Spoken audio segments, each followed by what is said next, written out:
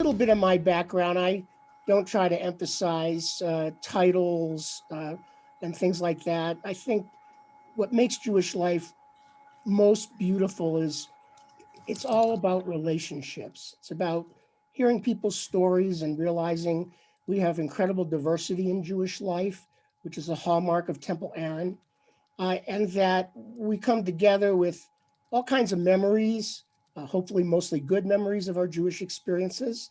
And we can get together at the synagogue or in other Jewish places, and we can just share the joy of so many different ways of expressing our love of Judaism. I was a congregational rabbi for over 25 years, and I loved my life in the congregation. But I found that I always had this feeling in my heart that one of the ways I wanted to help the Jewish community was to help the Jewish community build relationships outside the Jewish community. And I did interfaith work for quite a long time, uh, always believing that the security of the Jewish people in part depends on educating non-Jews about Judaism, so that we're not a mystery and people don't develop misconceptions about the Jewish people. And as a result of that, I found my way to doing work with the Jewish Federation. And when I moved to New Mexico a year and a half ago, uh, driving across country, we made a point of driving through Trinidad because I knew my whole life, since I went to rabbinical school, about Temple Aaron in Trinidad. Uh, because Rabbi Jacob Rader Marcus, the founder of the American Jewish Archives, served as the rabbi of Temple Aaron in Trinidad for many, many years. He was my teacher in Cincinnati, and he spoke often with great love about Temple Aaron in Trinidad. And he used the phrase, "It is a beautiful saving remnant of Jewish life." And that was true uh, in Dr. Marcus's time, and it's also true now. And I would say the greatest honor of my life was being asked to become the rabbi of Temple Aaron in Trinidad. It's a beautiful group of people.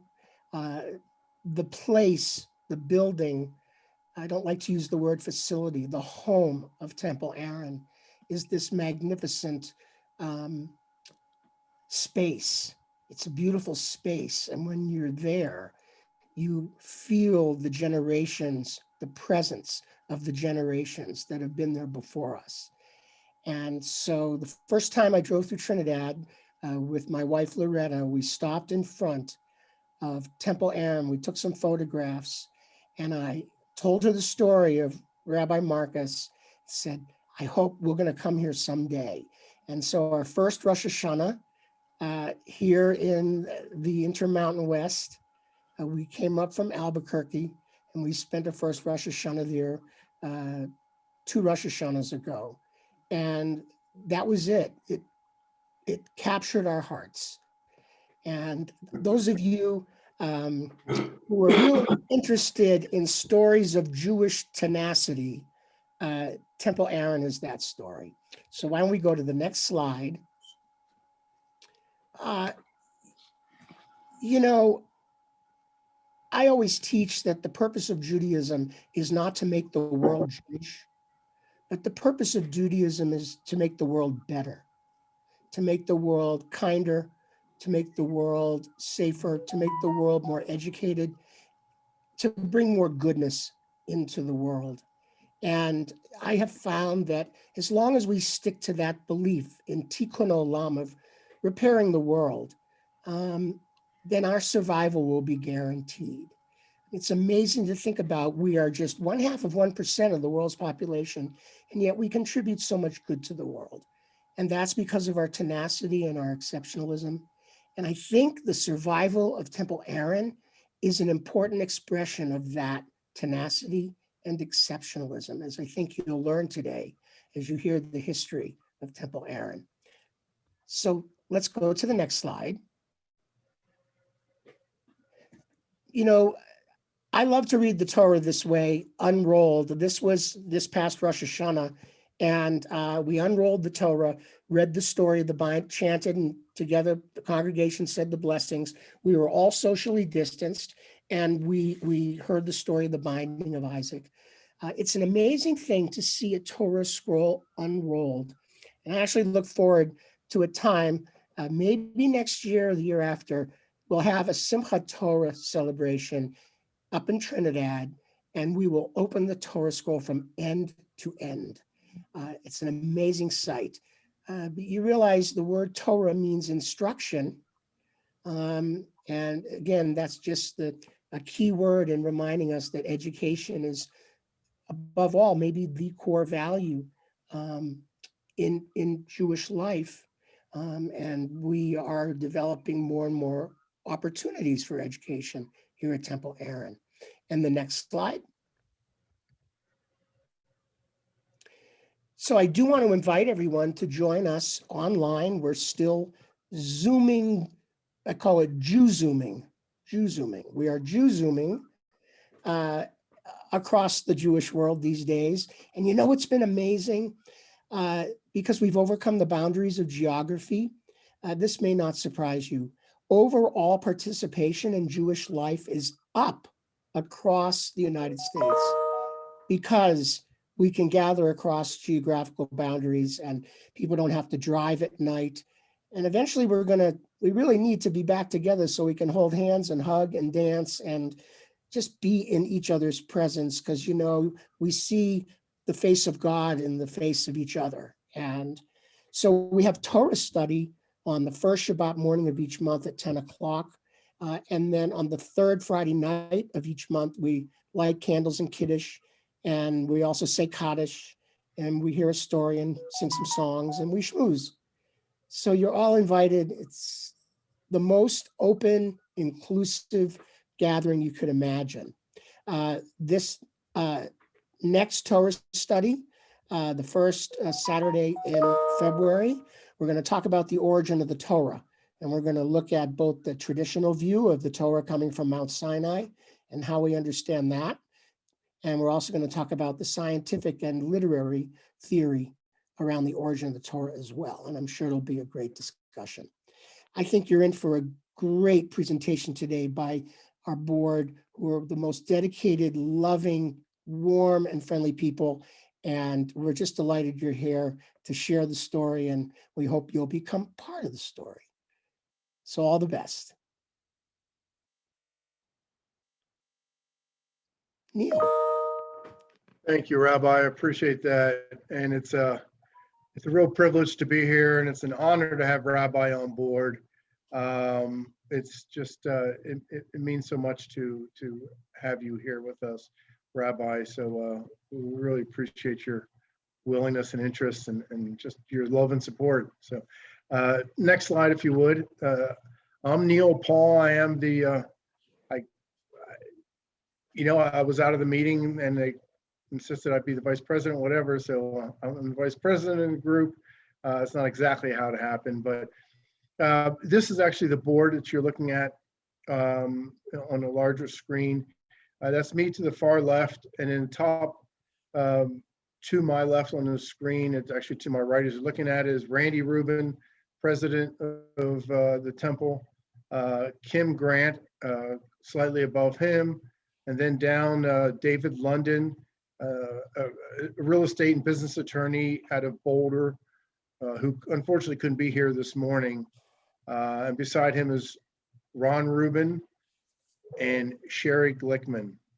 So we make up the board, and we're all very happy to, really happy to keep the doors open and the lights on at the temple. If you go to the next screen, please. My involvement was when I heard on public radio that the synagogue was being sold. Somebody had indicated on a chat just a minute ago that Temple Emmanuel came before Temple Aaron. That's true. There were a couple other synagogues in Colorado that came first. I believe the first one was in Leadville, but this is the oldest continuously operated synagogue. So, and I'll let the Rubin brothers talk much more about that. I was involved by David London. Actually, I used to be on the board of directors for the B'nai B'rith of the Rockies. David London came in, represented the Rubins, did a presentation about the temple at a B'nai B'rith board meeting. The board had a chance to adopt the temple, for various reasons, chose not to. Myself and a couple others, David London and Bill Berger, took a trip down to Trinidad. That's when I saw this sign, took that picture. Myself, just really quickly, I was born in Israel. The rabbi mentioned the survivalship of Judaism. You know, I'm a second generation survivor. Both of my parents were in camps. They were in Holocaust. So, you know, I have very strong interest in helping to see Judaism survive and prosper. This synagogue was put on the market in 2016. My background is real estate, home building development. I've been supporting the real estate world here for 30 some years.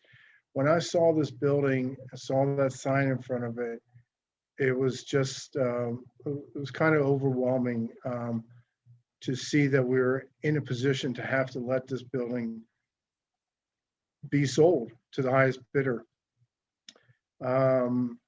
Quickly after just walking through the temple, we spoke with the Rubins, with Ron, Randy, and their unfortunately recently departed mother, Kathleen, and basically pleaded with them to please take down a for sale sign and let us bring this knowledge to Denver, to, you know, more Jews around a community, whether Colorado or beyond, and let's see what we can do to save the building. It's an 11,000 square foot building. It's certainly not impossible to help keep it operating, keep it open, keep the doors open. At least, you know, our interest is really to hand it over to the next generation and let the generation 130 years from now decide what they want to do with it. So if you want to hit the next slide. Thank you. We were promoted a number of times in various publications, but I just want to give a quick overview. Trinidad, for those of you that have never been to Trinidad, it's halfway between Denver and El Paso and Santa Fe, New Mexico. So it's about 180 miles south of Denver. A beautiful ride down and back. And if you're heading to Santa Fe, it's a great stop. Next one. I fell in love immediately with just its craftsmanship. I've not seen a synagogue in my life. I've never seen a synagogue with a pipe organ, let alone the, you know, nothing locally, obviously regionally, with any sort of workmanship that this had. So I just really fell in love with the building quickly. Go ahead, Sherry. One other interesting element about the temple is the community at one point had an active cemetery. I mean, there's all the reasons obvious as to why the congregation did have a cemetery. But if you want to go to the next slide, the last full-time rabbi, Rabbi Freudenthal, is laid there, and it's a really interesting place to tour if you have a chance to go into Trinidad. Hopefully you can see the temple. You'll want to notify us ahead of time to be able to get in there. It's not open on a regular basis, but also take a trip through the cemetery if you care to. It's interesting. Next slide. My first introduction to Trinidad, Colorado was probably similar to some other people. Back in the 70s, it was known as the sex change capital. And just by chance, this good Dr. Biber, Stanley Biber, was one of our congregants at Temple Aaron. So his spiritual journey and his life was also part of Temple Aaron's history. And you know, he's done a lot for a lot of people. So let's go on to the next slide. If you have any interest in looking into that, again, you can see the craftsmanship. It's just, you just don't see these type of buildings around too often, especially to think where it's located in a, you know, Western mountain town, so to speak. Let's keep going. Thanks, Sherry. This is what I saw of the building. It needs work. On the left side, you can see the original boiler, and on the right is the new boiler, which needs to be replaced as well. So the physical elements of the building are, as they say, the bones are great. It's a good, strong building, but there are elements that have to be addressed, and some of them have to be addressed more quickly than others. The boiler does need to be replaced. You can see the next slide there coming up. We have an issue with the roof. If you want to go to the next slide. We do need some roof work done. But all in all, for the most part, the temple is in really good shape. Go ahead and keep going. Oh, yes, I just want to, I guess that was my real ending there, is just to let you know that, you know, we're here to keep the doors open for the temple, and anything that anyone is interested and able to do to help support us or support, you know, the temple for its future stake. There'll be more information at the end of this presentation if you'd like to get involved any further. And I'll just hand it off to Randy and Ron. They've been caretakers for decades, and go ahead, guys, you take it over. Thank you, folks. Thank you, Neil. My brother Randy and I, well, I'm wearing a purple shirt like, excuse me, I did in that photo of me. I just like purple, and it's a sign of royalty in ancient Rome. So I just thought it would be nice to wear this shirt again. My brother and I will be doing the presentation together, and we'll be speaking about our involvement with Temple Aaron since our birth. We're the last two, I guess, remnants of Temple Aaron who grew up there and are still on the board, of course. My brother is the caretaker of the temple, and he's done that since my mother moved to Colorado Springs and then passed away in 2018. So we'll talk a little bit about our growing up years, our bar mitzvahs, the congregation through the ages, and how the temple was organized as a Reform Jewish congregation in 1883, which was very, very early on. And since the very first day, thank you, Sherry, it's always been Reform, and women have had the same status as men. Randy, do you want to talk a little bit about the timeline? Well, I think you've said the main part of what's gone on. There were Jews in Trinidad in 1867, as it said, and Ron and I were fortunate enough to know the sons of some of the original founders, the Moses and the Gottliebs, and they were part of our congregation when we were children. They were elderly then and got older as time went on, but they were the sons of the founders. That was pretty interesting. They had some good stories about it. And until the 80s, the Moses store was still active in Trinidad. So they're direct remnants, I shouldn't say remnants, direct line of lineage from the founders of the temple. Yes, that's the lineage. The first, among the first ones was a man by the name of Jaffa, Sam Jaffa, who, did you say that, Randy, was also the first? Okay, the first mayor of Trinidad in the mid 1800s, as it says there, was the first mayor of Trinidad, and he was one of the founders of the congregation. So Trinidad has always had Jews who were important to the city and the surrounding community as well. And it was named after Aaron Jaffa, the father of the Jaffa brothers, as it was mentioned there. May I interject something here? When Ron said the Jews were important to Trinidad, the original rabbi was Rabbi Leopold Freudenthal, had two sons. One of his sons was a prominent attorney in Trinidad, and he was the one who carried the enabling legislation from Trinidad to Denver to have Trinidad State Junior College established, and also established the community college system of Colorado. And the library at Trinidad State Junior College is named for him, the Freudenthal Memorial Library.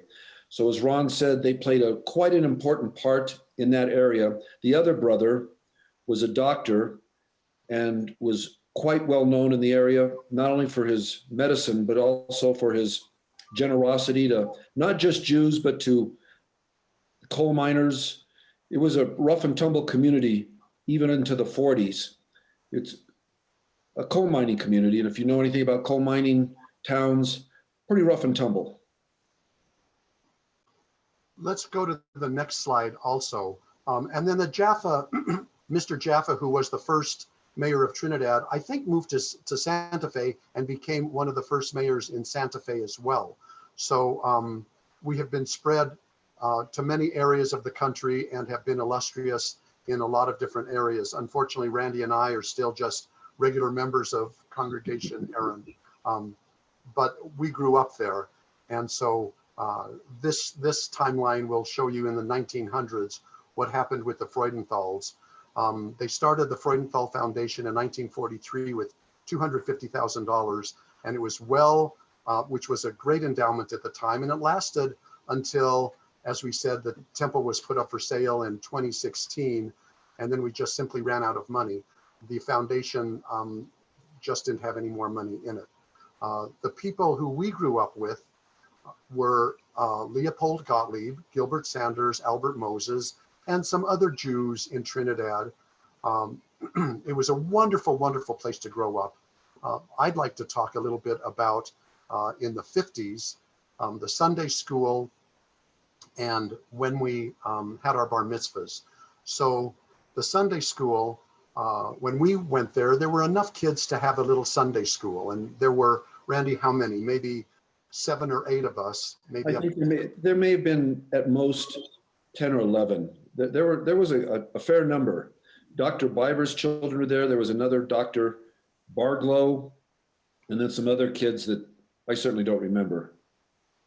Right. But so we would go over the past in the 50s, and our parents would take us over, and we would have a Sunday school for about 4 or 5 years. And Temple Aaron has always been critically important to us. Since when we were growing up in our early years, the only Jewish family in Raton, New Mexico, our parents, Leon and Catherine Rubin, made sure that we knew we were Jews in a city that was probably 80% Catholic, and we were the only Jewish family. They felt it important that we still had our Jewishness. And so after Sunday school, then a few years later, they felt it was important that we also have our bar mitzvahs. And so I guess the next slide we could tell you that it looks exactly as it did when we were growing up. It's never had anything that has been materially different that has been done to the synagogue. So when we go there, or when Randy goes there frequently, it is such an emotional time, especially for me, having grown up there when I was a kid. I don't know, it's always so emotional for me. But anyway, so then the next slide will show you 3 of our Torahs that we still have. One of ours, we unfortunately had to sell to try to raise money before we felt the congregation was going bankrupt. But it was led by lay rabbis on an ongoing basis. The temple, however, we had rabbis imported from the Hebrew Union College, and as Rabbi Lennox said, we had Rabbi Jacob Rader Marcus, who was a brilliant man and is highly revered at the Union, at the UAHC, Union of American Hebrew Congregations. And did I mention that it was reformed from day one, and so women always had the same status as men at Temple Aaron, which was a wonderful thing. Reformed Jewry, I think, came into existence in the mid-1800s, and since our congregation was founded in 1883. It was one of the early ones as well. And I have a book by Jacob Rader Marcus. I have many of his books. This one was called The Rise and Destiny of the German Jews. And at the bottom of this slide, you will see that it talks about Rabbi Marcus. He was, I think, the first president of the Union of American Hebrew Congregations, or of the Jewish Institute of Religion. And they named the American Jewish Archives for Jacob Rader Marcus. He was the first president, and he lived to be 99 years old.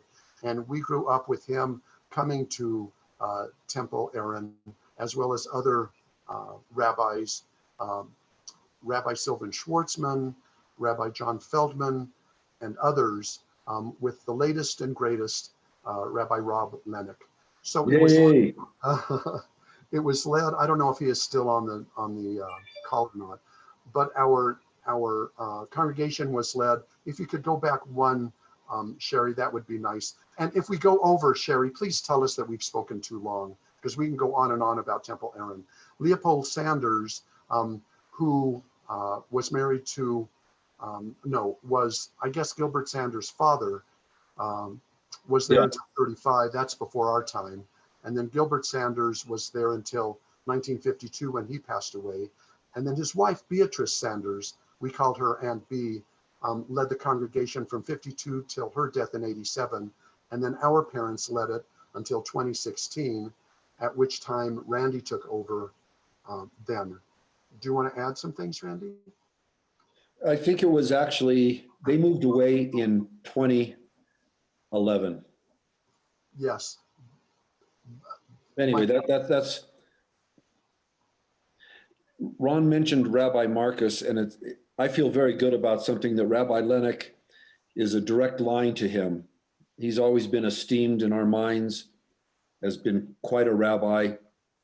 And the reason we got to know him as well as we did, he would come out from Cincinnati and spend about 11 days here, a day before, through the High Holy Days, and our family would entertain him and drive him to Taos, Santa Fe.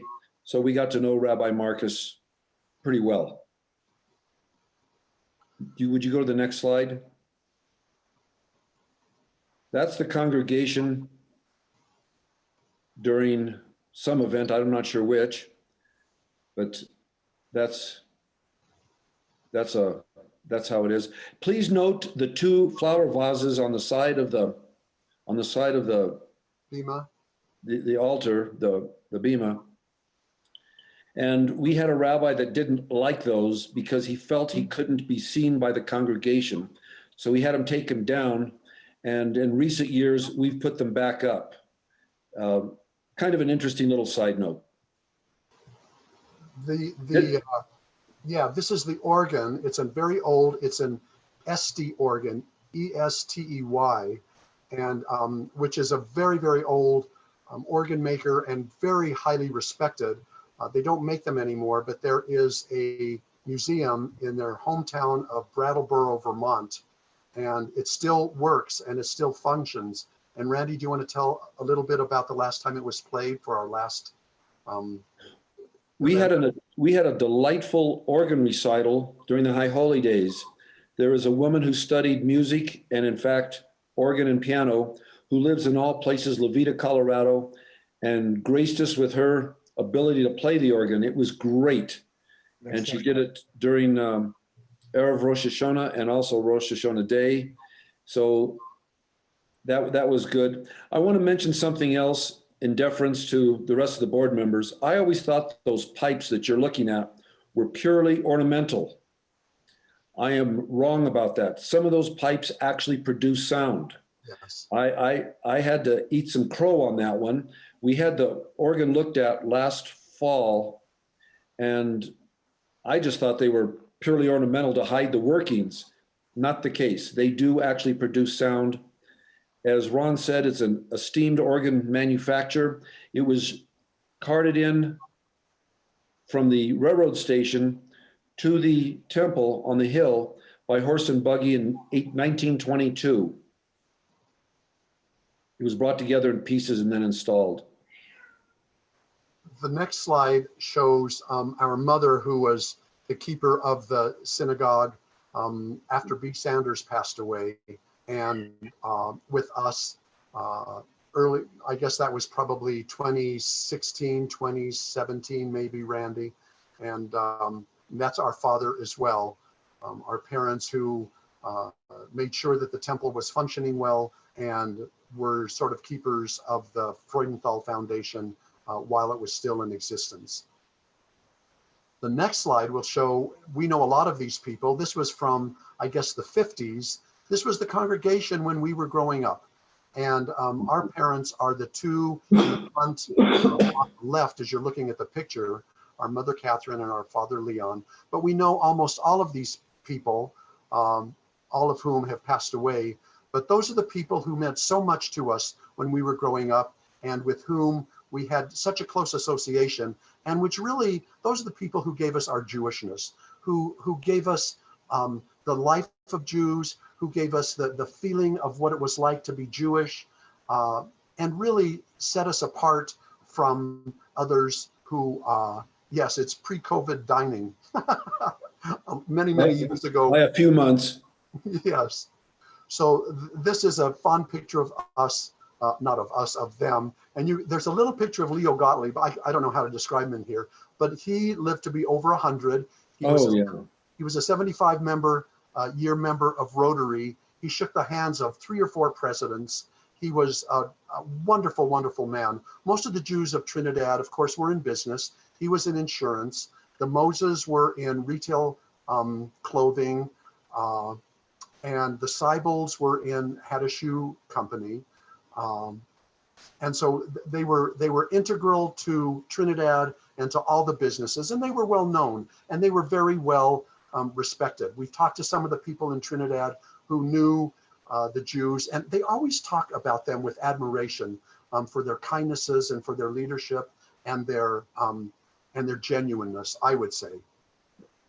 The next slide is of our bar mitzvahs. Randy, you want to talk about yours a little?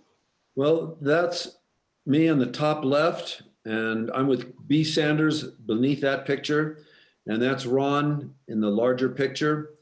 As Ron said, our parents were quite insistent that we have a Jewish education. I went down to Albuquerque and stayed with my aunt and uncle and 2 cousins for a summer, as well as Ron doing that. I did mine in 1962. Ron did his in 1964. Oh, it does. I'm sorry. It does say those dates there. The rabbi that we studied with was an interesting fellow, very rigorous, I must say. Not much fun for a 12-year-old boy. Very little, if any humor at all. And he put us through our paces and then journeyed to Raton and stayed at our house prior to the bar mitzvahs for about 2 or 3 days. And we practiced, had our bar mitzvahs, and of course he went back to Albuquerque.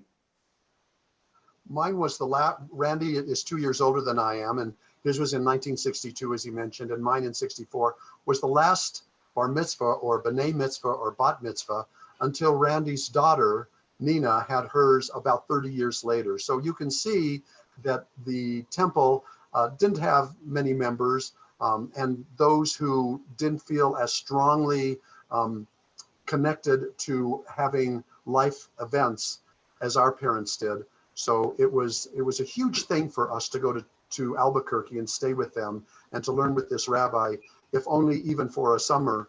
But every day we studied with Rabbi Scheinling. And it was a wonderful time in our lives. And I think a bar mitzvah means something, or a bat mitzvah or b'nai mitzvah means something to everybody who goes through that. And for us, it was extra special because we just didn't have a lot of association with Jews, other than when my parents would send us to Denver, Pueblo, Colorado Springs, Albuquerque, or Santa Fe to be with other Jews for ACA or BBYO, if you know what those stand for. So we did have associations with other Jews and relatives, but not on a frequent basis. So that's what it was like growing up at Temple Aaron. And I'm so happy that Randy still lives in our hometown. Our dad was born in 1916. No, 20. he was born in 1920. And so he was born in Raton, New Mexico. And other than the 18 months he lived in Colorado Springs, he lived his entire 93 years in Raton. So the roots are very deep in Raton and Trinidad for us. I would like to add something, and then I think it's on to the next. Growing up in Raton as the only Jewish kids in school was somewhat difficult. We would miss school in the middle of the week. And of course, most children ask other children, why were you gone? Were you sick? Were you ill? What happened? And it was a little difficult to think, a little difficult to say, well, I'm Jewish, it's the Jewish New Year. And that marked us a bit. Wouldn't you say, Ron, that we were not sick and occasionally we came back to school in our synagogue threads, meaning we were dressed up, and it did set us apart. And it was at times difficult to explain. My children, they had the same experiences in Raton in the 90s about missing school and other children asking them, why did you miss school? What is going on? Because they came back without any apparent illness. Yeah, when we would go and we would be in our suits, of course we had a clothing store. So they would, kids would say, why are you dressed up on a Thursday in junior high? And it wasn't embarrassing, but I just didn't want to share for some reason, with good reason, that I was Jewish. I knew it wouldn't mean probably anything to them except that we were. I'd say, oh, my parents have a clothing store. And so they just sometimes like to have us dress up whenever they feel like it. So we would do that. People in Raton knew nothing of Jews. We were an unknown quantity, even though our grandfather, excuse me, had been here since 1915. I was asked many times if I was Italian. Kind of interesting. You look so Italian. I do. I think we've exhausted our time. We should go on now to Kim, who will tell you a lot more about the temple and what it represents, both architecturally and what we're trying to do in the future for it. Thank you, Ron and Randy. Every time I hear your stories, I learn something more about Temple Aaron and Trinidad, Colorado. I've lived in Colorado for about 30 years, and my wife and I are long-term members of Congregation Road of Shalom. And I noticed some of my fellow Road of Shalom attendees participating today, and I want to give a shout out to them. But I always wanted to have a second shul, and I just never dreamed it would be 3 hours away in Trinidad, Colorado. But it is, and it's been a wonderful experience. My experience really began with Temple Aaron in my current employment. I work for Colorado Preservation, Inc. We're a statewide nonprofit preservation organization. We do advocacy and education and provide technical services to communities across Colorado. And the program I direct is called Colorado's Most Endangered Places. And the way that works is communities nominate sites that are threatened or endangered for a variety of reasons of having been lost. And in 2016, Temple Aaron was nominated to Colorado's Most Endangered Places. In 2017, when I started at CPI, I got involved with this project, which is very near and dear to my heart.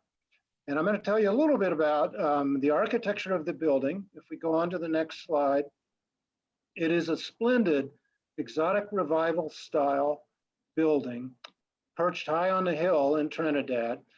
The facade elements include some really interesting features. There are two pyramidal towers. The one on the left has a peaked tower, and the one on the right to the north has an onion dome metal tower. There are also those finials that you see centered in the center of the building and on the far left that look a little bit like Torah pointers or even Torah scrolls. And there's a close-up of one of those a little later I'll talk about. But you can see that other than the offsetting towers, the building is pretty symmetrical. It's constructed out of brick and stone. The lower porch has stone porch supports and steps, and some work has been done on that.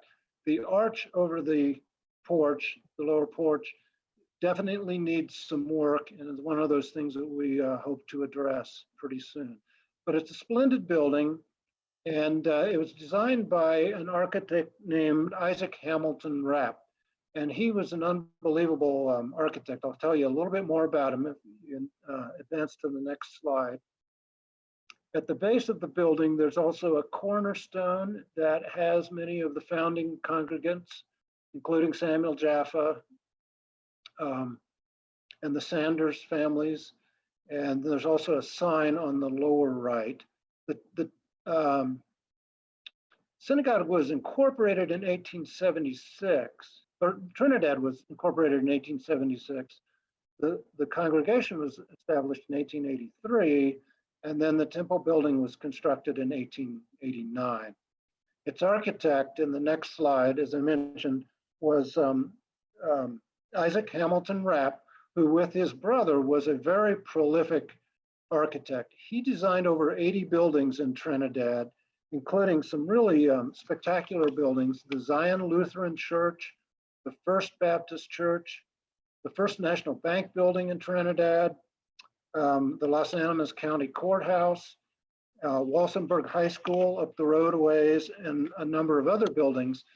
And so between about 1890 and about, or 1880 and about 1920, he had already established a very successful architectural practice.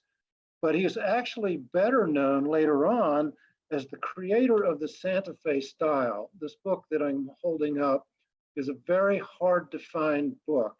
But if you've ever spent time in Santa Fe, you know that in the core part of the community, this sort of territorial adobe style architecture is mandated in the historic district throughout Santa Fe. And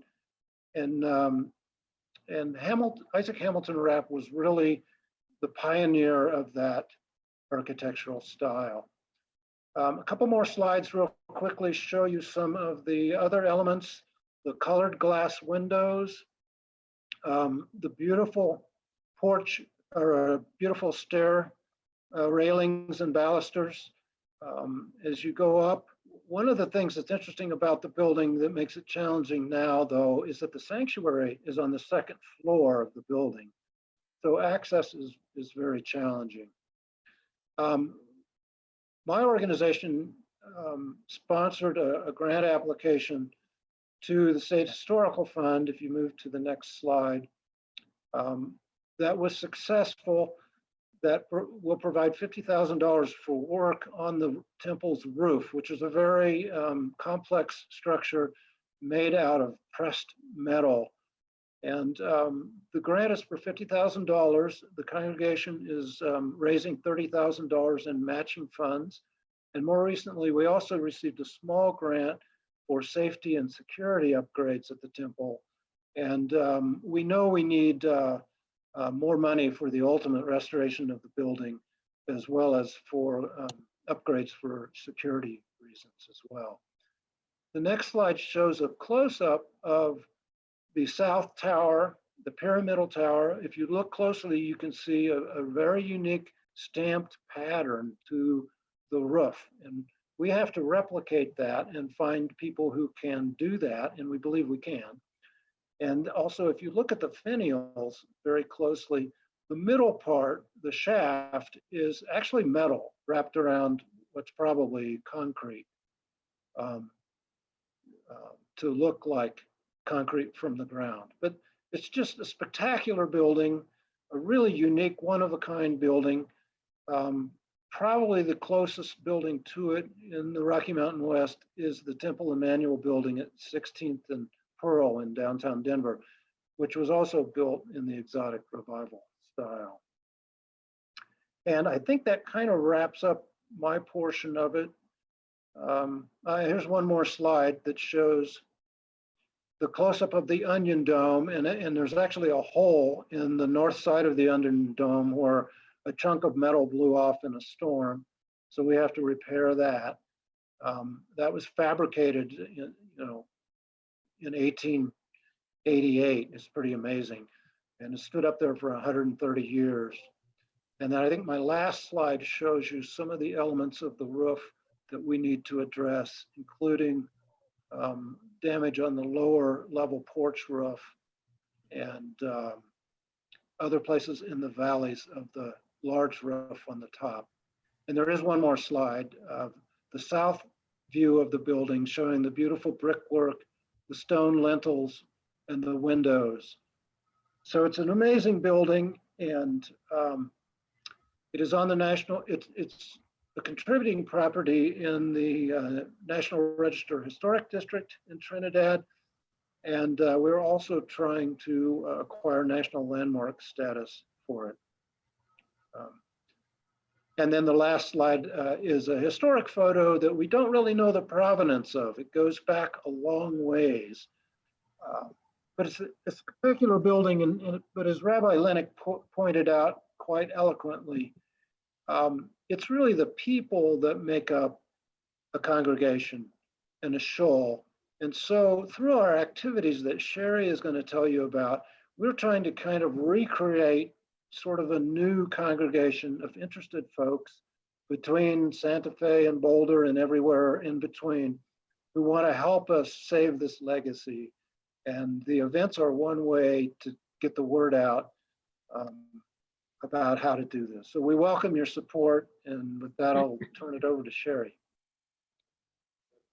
Okay, hi everybody. Oops. Okay, so I came into this, well, I'll say through Neil, my better half. He was, very early in the process of trying to, figure out how to save the temple when it went up for sale. And when he and David and Ron and Randy and others started working on it, the initial goal really was, how do we save it? How do we save it from being sold? How do we preserve the building? And, everybody decided, yeah, we're going to give this a go. And so they were working on it first. I came on a little bit later when they needed more help with some of the, just various tasks that had to be done. And what we found was, as Kim just alluded to or mentioned, it's a lot about the people and as much as the building. I think I was maybe really pleasantly surprised to find how many people came forward who were so happy that we were doing this. What you see in this picture here are 4 people who are direct descendants of the Jaffas, Henry Soule and Sam Jaffa. Those are 4 women in Colorado and New Mexico, I guess one of them might be in New Mexico, who didn't know that they had cousins. But, through the process of, becoming aware of the temple and coming to events, they were introduced to one another. Sherry, Yep. Just a quick point about the woman on the right in that photo, Lisa May, this morning, she is related to Samuel Jaffa Yes. in some ways. And this morning she knocked on my door here at the CPI office and brought me this book that I just referenced. She managed to track down 3 copies of this book, and it is very hard to find. So I'm guarding it with my life. What is the title? Because I can't see it. It's called Creator of the Santa Fe Style, Okay. Isaac Hamilton Rapp. Oh, that's neat. Yeah. Yeah, I can't remember exactly which Jaffas. I have it written down somewhere, but I know you're right. Each of them is a direct descendant of one of the Jaffa brothers. Yeah. So we started having events in about 2017. We've held Passover Seders, Rosh Hashanah services. As you can see, this was from the Passover Seder in 2018. That was Rabbi Jack Schlachter, who is a nuclear physicist on the side when he's not being a rabbi. This was a fundraiser that we did. We chartered a bus and we had a historian, author, Phil Goodstein, He led us on a tour of abandoned synagogues in Denver. That was one of our fundraisers.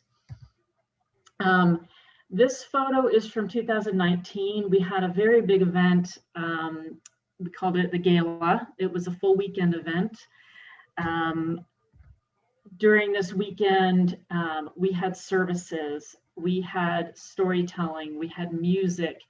The photo that you see at the bottom right with everybody sitting was during speeches and some talks. We had direct descendants from the founders of the temple speak. In the middle photo, you're seeing one of the descendants. Her name is Sarah. She was speaking.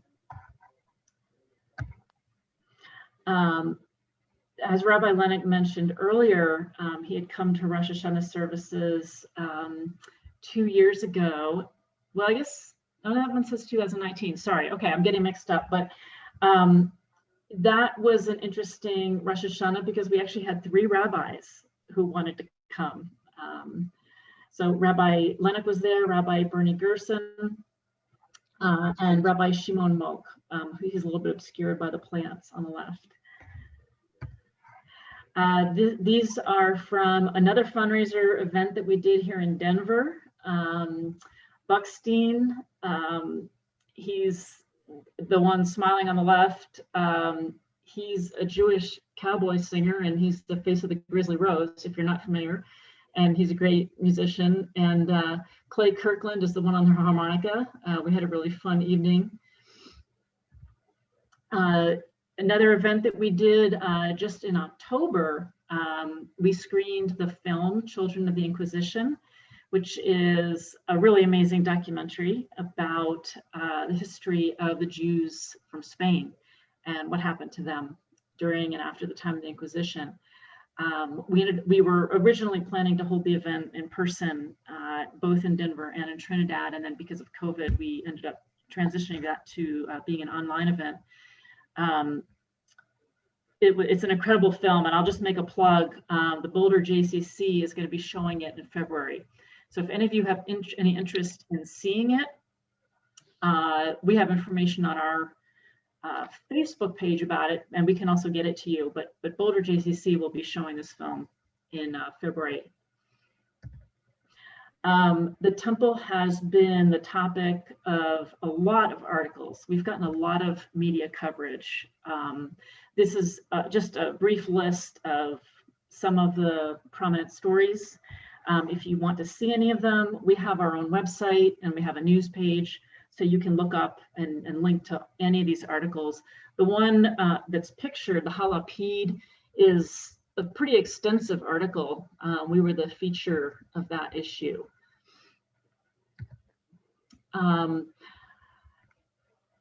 So at this time, during coronavirus, obviously we're doing a lot on Zoom like everybody.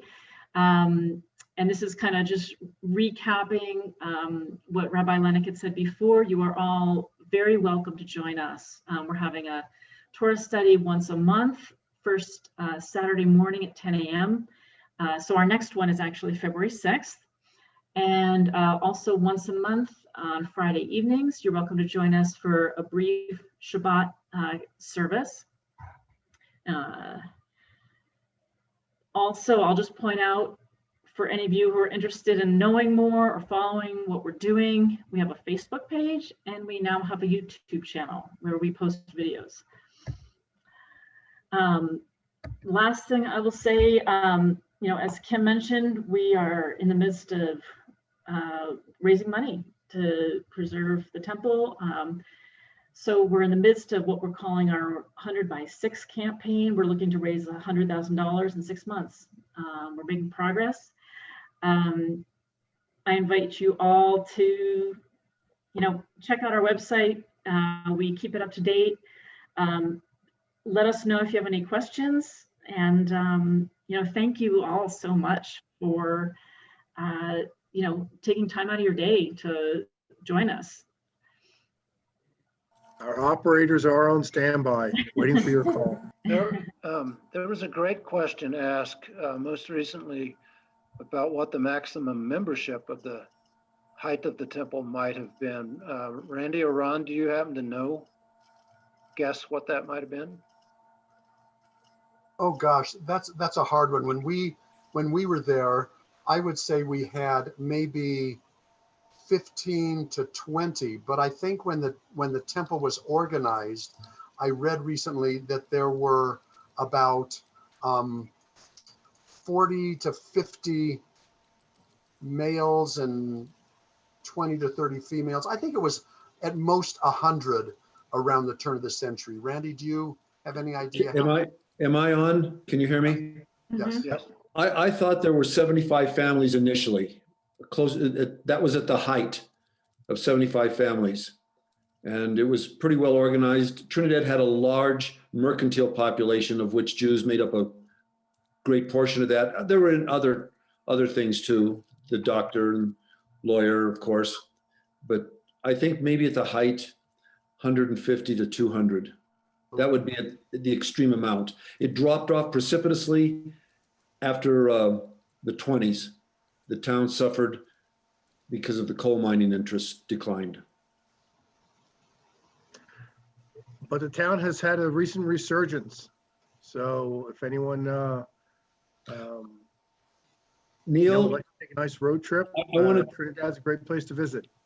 I want to address that. There's a fellow over in Trinidad, you all might find this interesting, who he contends, let me rephrase that. He contends he's trying to bring Jewish folks to Trinidad, and he's brought one. And he's running one of the taverns there. And he's working on another family who was a teacher. Wally Wallace, that name doesn't mean anything to most of you, but he specifically told me Friday that he wants to bring Jews to Trinidad. Mhm. And I found that quite interesting. Great. I think the community is definitely in a growth phase and things are looking up. So I would not be surprised to see that population slowly grow. You know, there was also a question from Alice. Are there currently Jews in Trinidad and Raton, if everyone saw this, who are members of the congregation? And there is a chiropractor in Trinidad who is a member, and he's lived there for quite some time. And then we do have some members in La Vida. And Randy, are there other members in Trinidad? It still is under 10, if you want to know. There's just Larry Lowe. There's 3 in Raton or Raton area. That's about it. I think there are people who have Jewish roots, Yes. but have not attended any functions or have associated with us. Doesn't everybody? Well, and there's from Pueblo. I mean, I think what's amazed me is that every time we have events or services, people are coming from Boulder, Denver, Pueblo, Colorado Springs, Raton, Santa Fe, Albuquerque. People come from a wide radius. And We had a couple come from Chicago. Yeah, and then we have people coming from out of state. We have people coming from California, New York, and the Midwest. And Texas, yeah. every single event, every event. There's a gentleman who's joined our Zoom Shabbat calls from Jerusalem, Mhm. from Israel. So yeah, we're getting. Yes, mom grew up in Trinidad, yeah. And as Sherry just said, there are Jews in the area, but for some reason, as Jews do in major cities as well, they don't identify themselves until they come to the temple and we'll say, oh, are you new to Trinidad? Oh no, I've lived here in Primero or some of the surrounding areas, Honey, maybe Aguilar or Walsenburg. I don't remember if anybody was from there, but they'll say that they're Jewish and they just haven't Stonewall. They just haven't come much. And so I sort of feel bad because I wish they would make themselves known and be part of the congregation. But there are Jews in the area and they show up for events, but they really haven't become members. We've also received support from local people who are not Jewish, but who grew up Right. with the temple as part of the community and value it.